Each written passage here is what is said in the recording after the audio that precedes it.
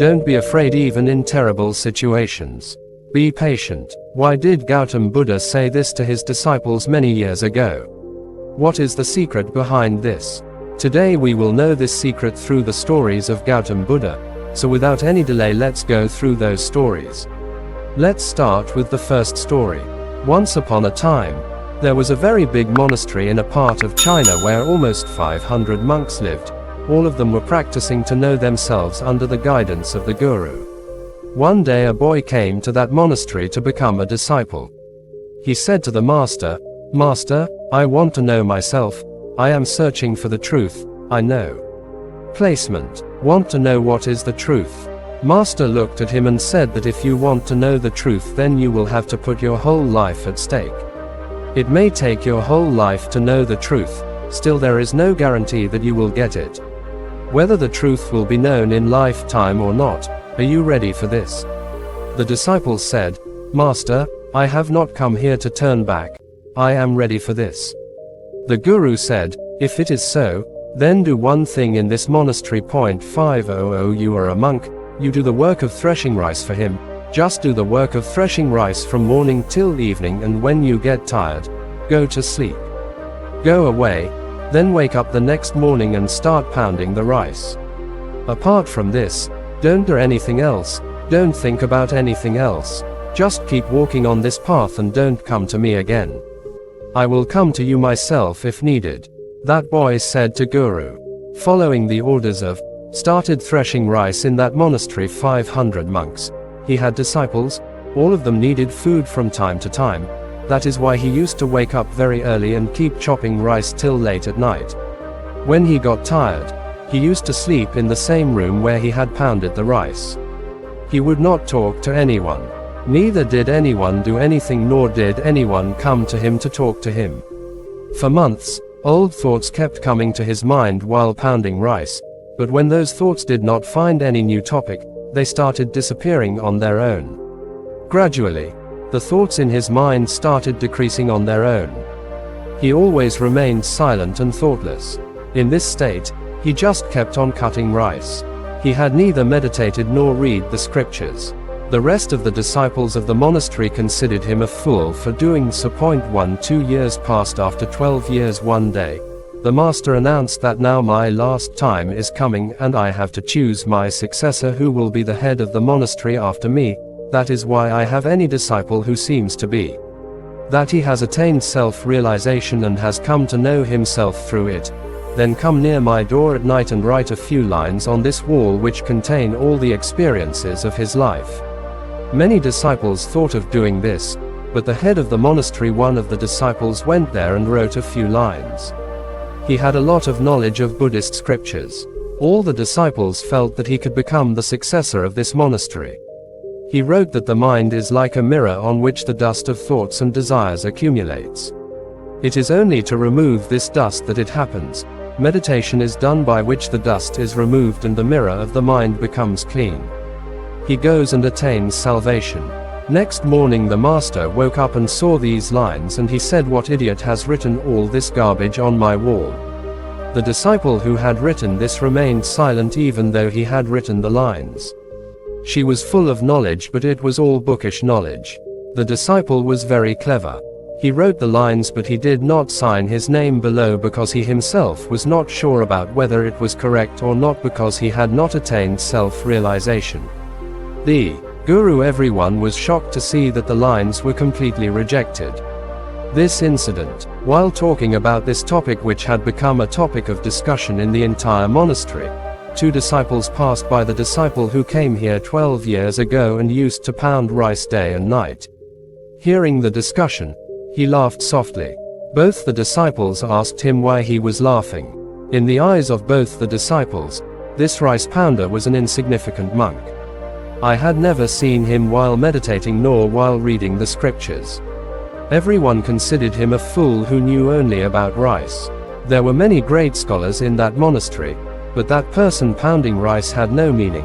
That is why both the disciples considered him a fool, smiling. They were surprised to see him and then asked him why he was laughing. He replied, "I laughed because the master is saying the right thing. All these lines are garbage, These lines have no value. Both the disciples were shocked and asked him, "Are you like this? You can write lines which are even better than this." The rice grinder replied, "No, because I am illiterate, but yes, I can say some lines. If you can write those lines, then I am ready to go with you to those two disciples." Said okay. They went near the master's room and the rice thresher did some. He spoke the lines and the other disciple wrote those lines on the wall, and below those lines he wrote that the rice pounder thought that the master would get angry on this also. The lines he had asked to write were very wonderful lines. "My mind is just one. There is no illusion of existence, nor is there any mirror of the mind, and when there is no mind, then where will the dust stay? He who knows this has understood the truth." When the guru saw these lines, he got up in the middle of the night and went to work as a rice thresher. When near him, he was sleeping, and the master woke him up and said, "Take my stick and my clothes also. From today you will be the successor of this monastery. Yes, but leave this monastery and go somewhere far away, because there are many scholars in this monastery who consider themselves more superior than you, and they will kill you. They cannot tolerate the fact that a simple rice thresher turns out to be more learned than them. You have got all the knowledge that I have. You have got all this knowledge while pounding rice, and I know that wherever you go people will start coming to you, because when a flower blooms, its fragrance starts spreading everywhere. If he touched the feet of and left from there at night itself." We will see in our life that many people think that meditation can be done only by sitting at one place and closing the eyes, but in reality it is not so. Meditation can be done even while walking, even while doing some work. Actually, meditation means that whatever work you are doing, do it with full intensity, that you do not even think about your body.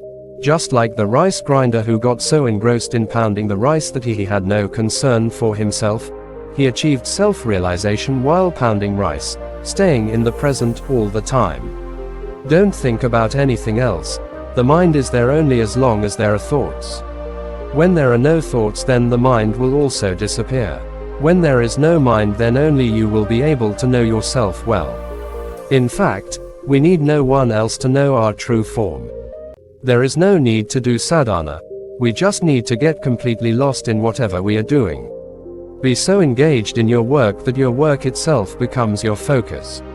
So let's now move on to our second story. This is another story, 10 Habits Weaken the Mind Buddhist story. A young man living in a village. The boy was very troubled by the uncontrolled thoughts in his mind. Even though he did not want to, some thought or the other kept running in his mind all the time. Whenever he did any work, his hands, legs and body were doing that work, but his mind was in the past. He used to get lost in the thoughts of some incident that happened in his life. He had also got into the habit of thinking about his future and thinking about his future. He used to think that one day I will do this and that. One day I will become a very big and successful person. He often thinks about his future. He keeps dreaming big dreams, and in those dreams he always keeps himself ahead of others and sees himself as a hero. Whenever he heard or knew the story of any great, intelligent, brave and courageous person, he would put himself in the place of the hero of that story, and in his own thoughts he would try to do all the courageous and great deeds which the hero of that story had done. He often used to think in his thoughts that one day he will become a very successful person, who will have a lot of money, will have a lot of respect and honor in the society. He will marry a very beautiful and polite girl and live his life happily. He had been thinking like this for many years. He felt that his life would change completely. He would become successful instantly, but till date no such miracle had happened to him. But with the passage of time his condition was getting worse, and the biggest reason for this was his not taking action, i.e. not working. His dreams were big, he was big, and he used to make big plans for the future in his thoughts, but till date he had never taken any concrete step to convert those dreams into reality, and had never motivated himself to work hard, which resulted in the result was that now he is more than a 25 years, but till date he had not seen the dream turning into reality. That is why now that person also started to understand that he was trapped in the web of thoughts created by his mind, due to which he was thinking about the things of his dreams only in his thoughts. keeps being happy and never makes any efforts to fulfill those dreams in the real world. He knew that his mind is full of useless thoughts and he is not living in reality, but even after trying a lot he was not able to give up this habit. He was also enjoying living in the world of his thoughts. But when he came out of his thoughts and saw his real situation and thought about it, he became very sad. Now gradually this habit of his had become the cause of his stress and sadness. Now he talks more to his friends and family. He used to remain silent and sad throughout the day. One day he was sitting under a tree with such a sad mind. Then one of his friends came to him and called him friend. There is a very famous Buddhist monk in our village. Has come, and I have heard that he is the solution to every problem related to mind and peace of mind. He does it very easily. I think you should definitely meet him once. He can solve your problem. After listening to his friend, the young man becomes happy and goes to meet the Buddhist monk for a while. After this he reaches in front of the Buddhist monk who was sitting in meditation posture under a tree. He salutes the Buddhist monk and sits in front of them and starts telling all his problems. He says, "My mind is filled with innumerable thoughts all the time. It is filled with unnecessary thoughts that keep going on all the time. I am doing some work. Even when I am there, my mind remains lost in thoughts of the guest or the future. No matter how hard I try, it does not listen to me. I want to calm this restless mind of mine. I want to empty it. I want to concentrate on it. In which I have been successful till now. I have come to you with great hopes. Please show me a path."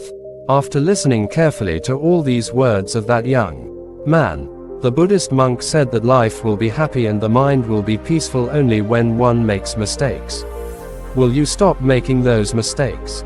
What mistakes are you making and how to clear your mind? Today I will tell you about this in detail. Listen carefully. First, you like this video and subscribe to our channel. The first mistake is not getting enough sleep. Not getting enough sleep harms the body and mind in many ways. If sleep is not taken, then one has to face problems like weakening of memory, stress, irritability, feeling tired all the time and losing the glow of the face. Along with this, less sleep affects the ability of the brain to solve problems and the brain also gets affected. There is difficulty in doing comparative study. That is why at least it is important to take 5 to 6 hours of deep sleep. Sleep is important for human life because it is a medium to protect our physical and mental well-being. Taking adequate deep sleep every day increases our physical capacity, reduces mental stress and improves life. Improves the quality of sleep. Sleep has a very important place in our daily routine because it gives us relief from fatigue and stress of the day. If for some reason you are not getting enough sleep, then it has a very bad effect on your physical and mental health. Will affect physical health. Lack of sleep can reduce your physical ability because during sleep our body repairs itself and improves its energy level. Consuming less sleep continuously reduces the quality of life as well as weakens our body's immune system, due to which the risk of diseases increases. And in the aspect of mental health, not getting enough sleep can increase mental stress and can affect mental health. Lack of sleep increases the state of mental stress and anxiety, which can affect your health, ability and enthusiasm to make routine decisions. Lack of sleep can also affect the education of children and youth. It can affect their memory, understanding and morality, which can hinder progress in their education. Apart from this, not getting enough sleep can also affect your personal life. It also affects your style. Lack of sleep can also cause problems in your concentration and relationships. In short, sleep plays the most important role in maintaining our physical and mental health. By getting good and deep sleep, we can improve the quality of our life, can improve and live a healthy and happy life. The second mistake is not paying attention to the quantity and quality of food and never eating anything and how much. Some people have the habit of eating too much spicy and sweet food.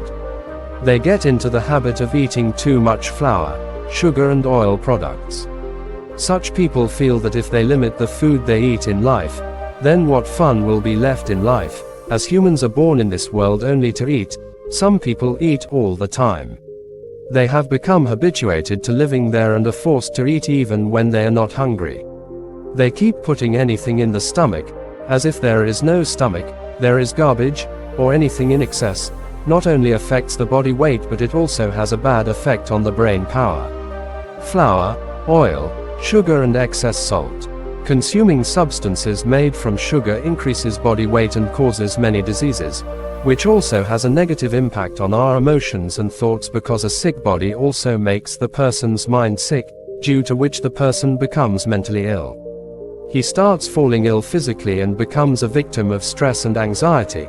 That is why a person should pay special attention to the proper quantity of food and its quality. The third mistake is too busy life and thinking that stopping is prohibited. Some people think that life goes on only like this. Wrong.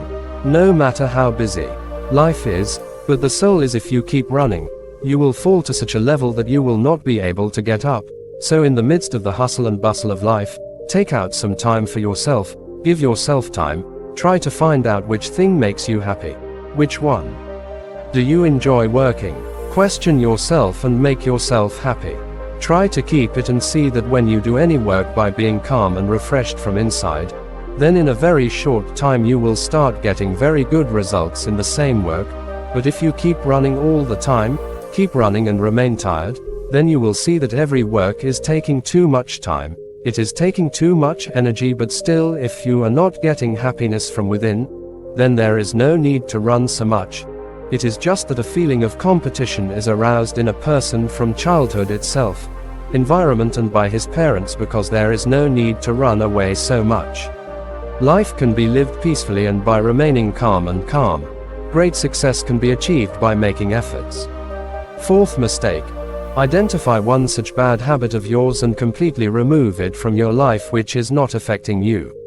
The biggest obstacle in the path of success is that every person has some bad habit which harms him the most, does not allow him to move forward or pulls him back, because when a person is not moving forward, then with the passage of time, he is going backward. Now this habit can be anything. Like the habit of postponing work, the habit of overthinking, the habit of worrying or arguing. Identify any one habit that you feel is causing you the most harm and start trying to replace it with a good habit from today itself. Do it. Although it is not so easy to change habits, but it is possible to change everything if you have that strong determination and flexibility inside you, and if you try continuously, then your new habit will be formed and the old habit will leave on its own. Fifth mistake. Out of necessity. Making big promises must definitely be promised. And one should be firm on one's promise, and after making a promise, those who fulfill it have a different respect in the society. People like them more, but we should never make such promises which we cannot fulfill. We should also know how to say no when we have doubts in completing it. It is not necessary that we try to be good in the eyes of others by saying yes to every work of others all the time.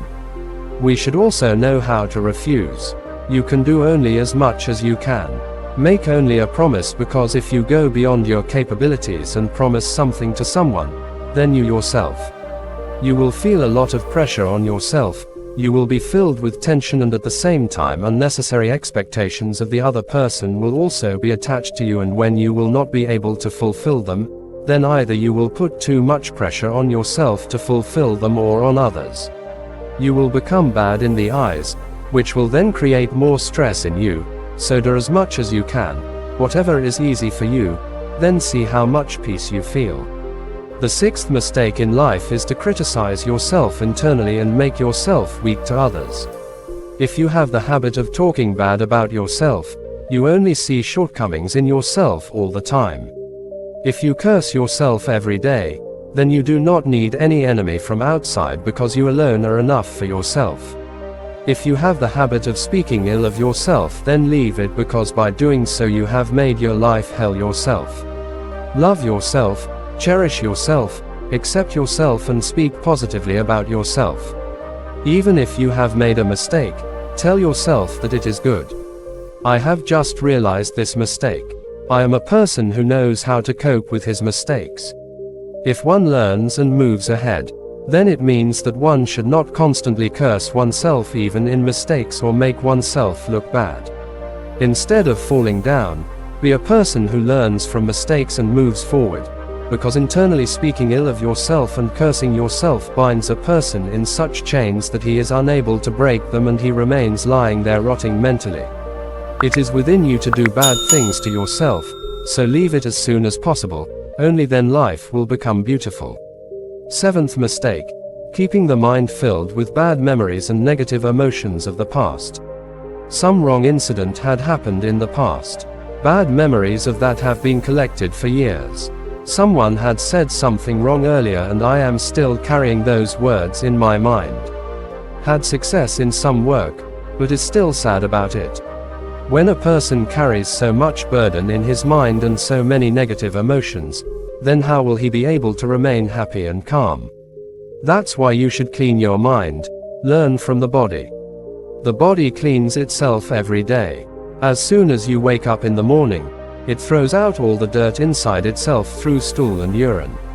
Similarly, every day, throw out the dirt from the mind. Every night, before sleeping, all the dirt inside is removed. There is chaos, resentment, complaints, clear everything from yourself to others. Along with this, take some time every morning to meditate and practice pranayama. Life will become much happier.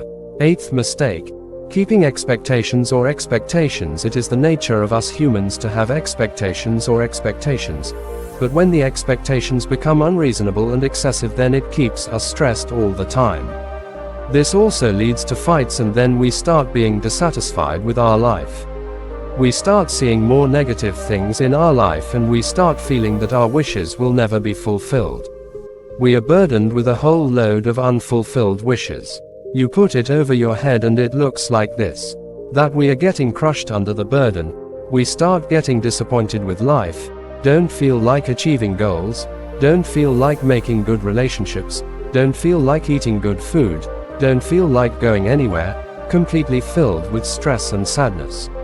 We create the environment around us. That's why it is very wrong to have unrealistic and unnecessary expectations. We should always have real and correct expectations and always accept that even with these realistic expectations, some ups and downs can happen, as they do happen many times. Work will not be done and all these incidents are common. What could not be done today will be done tomorrow and not tomorrow. It will happen the day after tomorrow. The world is stable in hope, but do not bring yourself to worry and stress under any circumstances. Remain calm and stable. The mistake is not being able to stay away from bad people or bad relationships. If there are relationships, then they should be good. There should be love in it. You may care, you may have respect, but if you have formed a relationship with a selfish and controlling person, it becomes a daily headache, sulking, coaxing. This goes on. You have to suppress yourself a lot in relationships. You live in fear, only anger. If only someone lives inside you, then distance yourself from such a relationship. There is great peace in being alone, but if there is such a person who has a daily headache, then it ruins their life.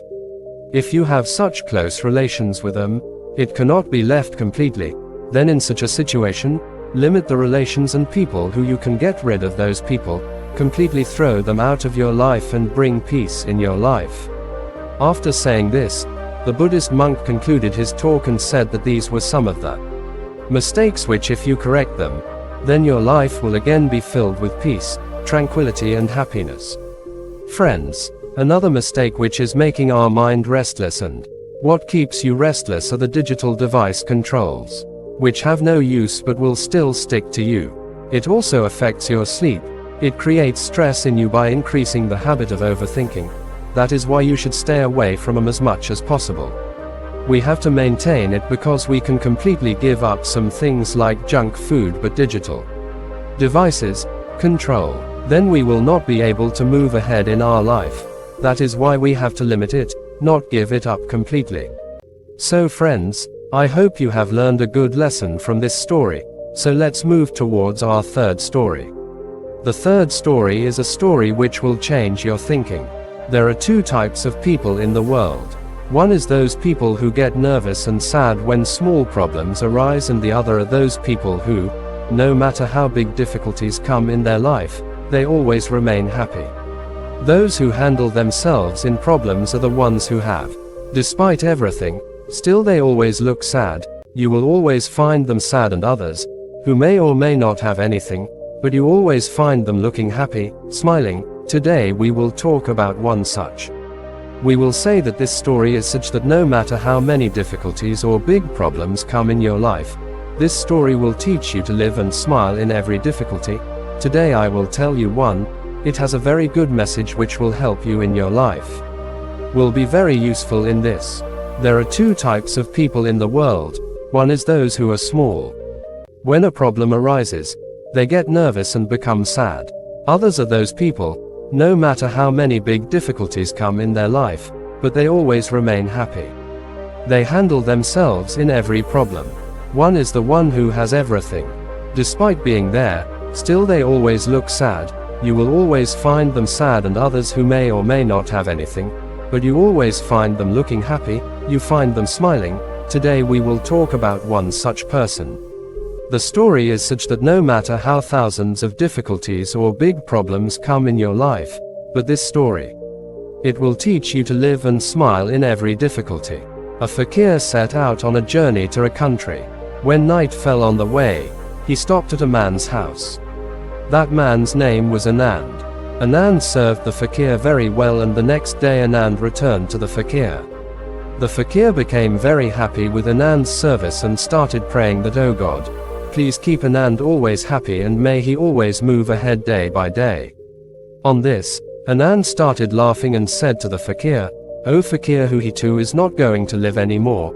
On this he kept looking towards fakir Anand and went ahead from there. After a few years, he again met fakir Anand. Came home and saw that all the money and all the property was gone. Anand was working with a big landlord of the same village. He went there to meet the fakir Anand. In that absence, Anand welcomed the fakir and the hut. I myself made him sit on a torn mat and gave the rucksack roti to the fakir to eat. When the fakir started leaving from there, he had tears in his eyes, and the fakir started saying, "Oh God, what have you done?" Then Anand again. He laughed and said, "Oh fakir, why are you feeling sad? Whatever condition God puts us in, we should always be happy. We should thank Him. Time is always changing, and not only this is also not going to last." On this the fakir started thinking that I am a fakir only in disguise, but the real cure is you, Anand. After a few years, the fakir is again on a journey. He came out and met Anand and kept looking at him because everything had changed. Anand had now become the landlord. He came to know that the landlord under whom Anand was working had no children and had given all his wealth and property to Anand. The fakir became very happy and said to Anand, "It is good that those times have passed. God bless you, now you remain like this." Hearing this, Anand started laughing again and said, "Fakir, your naivety still remains." Fakir then asked Anand, "Is this also not going to stay?" Anand replied, "Yes. Either he will go away, or the one who accepts him as his own will go here. But nothing is going to last. If anything is eternal, then that is our soul. That is our peace of mind. That is the peace of our mind, and whatever else is there cannot last forever." Listened carefully and went back to accept whatever happened. After some years again, when the fakir came to that village, when I passed by, there was a palace of happiness, but there was no happiness in it. Pigeons are cooing in it. Anand is no more in this world. He has died. The fakir started thinking in his mind how much this person keeps running throughout his life. And keeps crying, keeps feeling sad about the things for which a person keeps burning. In reality, those things are not going to last forever. All those things are going to change. This loss teaches us that whenever someone in our life, if we face difficulties or sorrows, we should think about what difficulties or complications came before this in life. Did they stay forever? Just like all the difficulties come and go, similarly this difficulty will also go away. It is not going to last forever, so always remember that no matter how much happiness there is in life, It is not going to last forever. This happiness too will go away. Once Akbar said to Birbal, Birbal, today write something such that when I fall in happiness, then there will be sorrow, and when I fall in sorrow, then there will be happiness. Then Birbal wrote, this time will also pass. This is such a sentence that if you read it in happiness, then there will be sadness, and if you read in sadness, then you will feel happy. I hope that you all would have liked today's story very much. If you liked it, if yes, then please do share this story with everyone. So friends, let's move towards our fourth story. Buddha taught the art of self-control. A boy was very curious. Wherever he got to learn something new, he started learning it. He learned to make arrows from an arrow maker, learned to make boats from a boat maker, learned to make houses from a house builder, learned to make flute from a flute maker. In this way, he became proficient in many arts, but he got a little egoistic and he was not able to help his family. And he tells his friends that there is no one in this whole world as talented as me. Once Gautam Buddha arrived in the city. When he heard about both the art and arrogance of that boy, he thought in his mind that this boy should be taught an art which is greater than the arts he had learned till now. He deserves alms. The boy went to him and asked, who are you? Buddha said, I am a man who can control his body. He who knows how to build a house, sails the boat, but he who knows how to build a house, rules himself. The boy asked how Buddha replied that if someone praises him, he does not become proud and happy, and even if someone criticizes him, he remains calm, and only such a person always remains happy. The boy understood that the greatest art is to control oneself. The essence of the story is that when self-control is achieved, then it becomes possible, and this possibility keeps us happy in both favorable and unfavorable situations. So friends, let us move towards our next story, the fifth story. Something is more important than the sermons of Lord Buddha. Once Buddha, in a village, when a farmer went to the devotee's house, the farmer organized his sermon in the evening. All the people of the village were present to listen to the sermon of Buddha, but the devotee was nowhere to be seen. The people of the village started whispering as to how the devotee himself disappeared after organizing the sermon. After the sermon was over, everyone went home. At night, the farmer returned home. Buddha asked where he had gone. All the people of the village were asking him. The farmer said, in fact, all the arrangements for the sermon should be done. I had gone, but suddenly my bull became ill. First I tried to cure it by using home remedies. I tried, but when his health started getting worse, I had to take him to the vet. Had I not taken him, he would not have survived. So I will listen to your sermon later also. The next morning, when the villagers came to Buddha again, they complained about the farmer. He said that he pretends to be your devotee, organizes a sermon and disappears on his own. Buddha narrated the whole incident to him and then explained that instead of listening to the sermon, he gave importance to his actions and proved that my teachings I have understood that absolutely correctly. He no longer needs my sermon. I am the only one.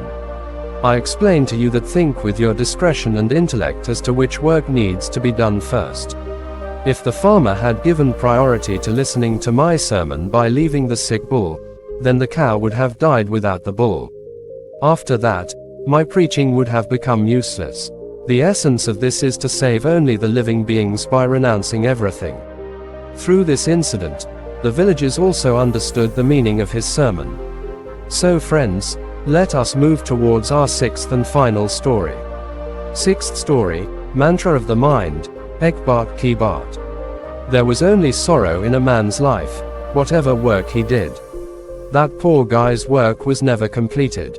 When he came home, there was trouble in the house. If he asked for help from anyone, no one would help him. It seemed as if a mountain of sorrow had fallen on him from all sides. He could not understand. He was thinking about how to overcome these sorrows. He used to think day and night about how to get rid of his sorrows. Due to this, he could not even sleep at night. Big dark circles had formed under his eyes, which were due to this. It was a symbol of how sad and worried that man was. Sometimes he even had thoughts of committing suicide. but he did not care about his family. Due to worry, he is unable to take this step. He becomes so sad that he decides that he will get rid of these sorrows, no matter how much hard work he has to do, whether he has to do anything, even if he has to walk on hot coals, but he will get rid of these sorrows. One day he asked his friend how to improve his life. His friend told him to go to a barber. Barber has such a mantra that all the sorrows go away and life becomes filled with happiness. You can also gain wealth. You just find such a barber and your work will be done by him. This thing was completely settled in the man's mind that only some barber can remove his sorrow, and that is why if he came to know about any barber, he would go to that barber, tell him his problem and get relief from him. He would ask for a solution and say that, "Barber, I am ready to do anything but please relieve me from these problems of mine. I will do whatever you say but improve my life." Barber used to tell him some magic tricks to do, and in return he would give dakshina. They used to believe that after doing this sorcery, there will be happiness and peace in your house. Just complete this sorcery. The man returned home and started practicing sorcery with all the rituals, but even after doing a lot of sorcery, there was no change in his life. On the contrary, his life became more miserable. Whatever barber gave him sorcery, he changed it. I used to take donations as dakshina from him, due to which his wealth was also gradually depleting. This increased the suffering in his life. Then he felt that by going to the babas, the reasons for reducing the suffering in his life were increasing. What should I do? Should I go to the babas or not? Then one day a man told him that you should ask a pandit in your house. Call and get a havan done. Havan will be performed and the house will be purified. Any bad energy present in the house will go out of the house. Call a pandit and make him recite mantras following all the rituals. Get the havan done so that there will be happiness and peace in the house. This should be in the mind of that person. She sat down and called a pandit to her house and got the havan done. The havan was done well. In return, the pandit also took a good donation and left from there. But after a few days, the man realized that there is still no change in life. Now the man became completely saddened. He became more worried, and now he started feeling that his sorrows will never end in his life, and due to this thought, the man's condition became worse. Then one day he came to know from his friend about a barber who no one used to take donations or dakshina for giving the solution. That man felt that this barber cannot be like other barbers because he does not take donation or dakshina at all, and if he does not take donation or dakshina then he would really be a siddha barber, and thinking that he reaches that barber. When that man reaches there, he sees barber sitting in meditation. Seeing this, the man sat there quietly and carefully waited for him to come out. After some time, barber opened his eyes and saw a sad and extremely troubled young man sitting in front of him. Seeing the dark circles under his eyes, I understood that this man was in trouble. Addressing him how troubled he is with life, barber asked, "Child, what do you want? What have you come to barber to get?" The man said, "Barber, I am very troubled with my life. I have adopted many ways to get rid of these sorrows. Try the trick that barber told me to do all the work. No matter what any person asks me to do, there has been no reduction in the sorrows in my life. Barber, on the contrary, the sorrows in my life have increased. I do not understand what to do. Sometimes I think of committing suicide. But I don't take this step thinking about my family. I have heard a lot about you, barber, and I have come to you with great hope. Please show me some way by which I can get rid of my sorrows. I'm willing to do anything to get rid of it, whatever way you show me, whether it. No matter how difficult the path may be, I will cross it." Barber realized that the man was really very troubled. Barber listened to him and said, "Child, mantras are not found just like that to remove the sorrows. Do something to get the mantras. It seems that you can do something." After hearing this, at first the man thought that this barber will also ask for charity and dakshina from me, but finding no other way, the man said, "Barber, I am ready to give whatever charity and dakshina you want, but your mantra is true. It should happen, it should be completed, I should get its fruits. After that I should accept whatever donation you give me as dakshina. If you want, I will give it to you. Baba said, Dan dakshina is a very small thing, I don't want it. After thinking about it, the man said, Baba, I am ready to walk even on the embers, you just give me permission. Baba said that on the embers, I am not going to make you do small things, what I am going to make you do is a very difficult mantra, you will be able to complete it. He said, Baba, please tell me, what should I do? I am ready to do anything. On this Baba told him, said that when you go from here to your home, on the way, keep repeating in your mind that I am happy. I am happy. Repeat this in your mind again and again and remember that this should not come on your tongue. This has to be repeated only in your mind. Hearing this, the man said, Baba, this is just a simple thing, I will do it by playing chutki, but what will happen with this? Baba said this mantra. Anyway, you have chanted the mantras of so many Babas, so try this mantra also. The man thought that Baba is not taking any donation and dakshina and it is a small mantra, so I will do it. He said, okay, Baba, I will definitely do this mantra, and saying this the man started walking from there, but as soon as he started walking back, Baba said to him, child, remember one thing, when you repeat this mantra in your mind, thoughts of a monkey should not come in your mind, you should not even think of a monkey, only then this mantra will be proved. The man said, I have not seen any monkeys till date. If the thought did not come then why will it come now? Don't worry Baba, I will just repeat in my mind that I am happy.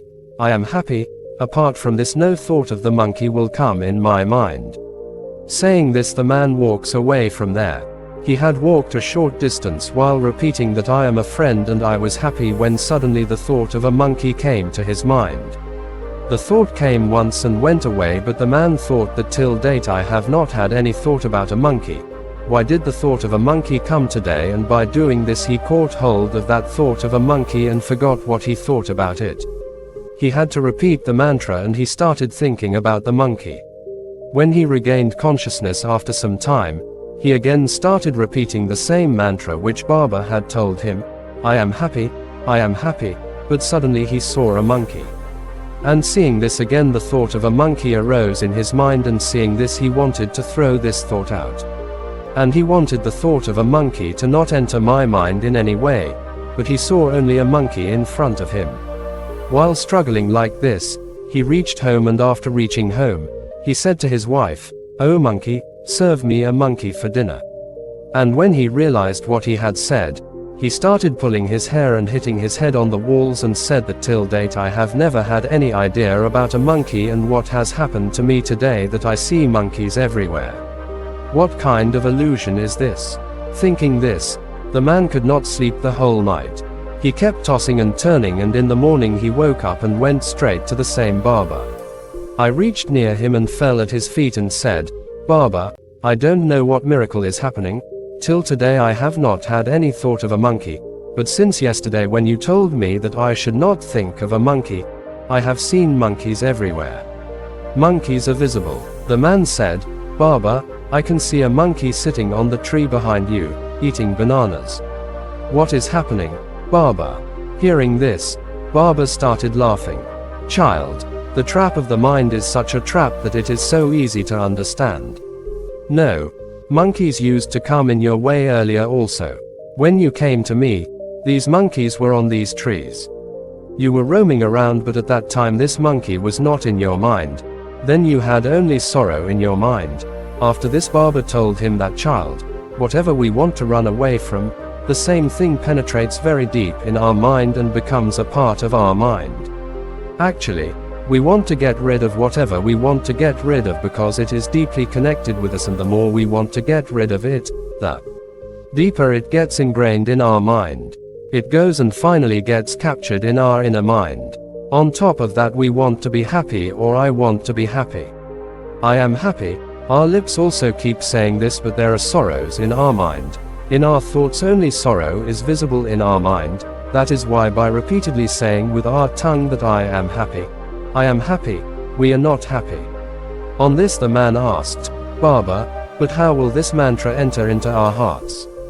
Hearing this, Baba said, Child, stop fighting with your sorrows until you get rid of your sorrows.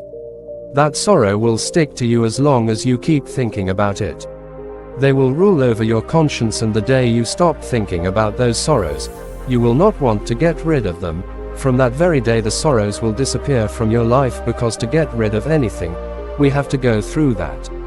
We have to think about a thing, and the more we think about that thing, the deeper it enters our mind.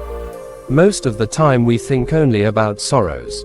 We only think that there is sorrow in our life, and we have got rid of it. That is why by thinking again and again, that sorrow remains in our inner mind. They enter into us and we don't even realize it. That's why if you want to get rid of sorrows, then stop thinking about getting rid of sorrows. You will get rid of sorrows. Often a person wants to quit smoking, wants to quit alcohol in the morning on his own. He promises to me that he will not do any wrong thing, but when he returns in the evening, he returns drunk. Why does it happen that we are not able to accomplish what we are thinking? In fact, we love that thing a lot. We are giving too much importance to that thing. We are giving too much importance to that thing. When we think about quitting, we increase its importance even more. The more our mind thinks about that thing, the more our mind thinks about quitting alcohol or smoking, the more our mind will run after that thing. Do not fight the thing, but let it pass without thinking, and if we understand this mantra, then whatever we want to achieve in our life, we can put it in our inner mind, and once that goal settles in our inner mind, then there is no problem in achieving success. There is no problem. So friends, how did you like it? Friends, I hope that listening to this story would have brought good changes in your life. What did you learn from this video? Please do tell by commenting, and share this story with your family, friends, or someone close to you so that they can also get this knowledge. If you like this video, then please like this video, and if you have not subscribed to this channel till now, then please subscribe to this channel. May your everyday be auspicious, and may your life be filled with happiness. Rehi thanks, Namo Buddhaye.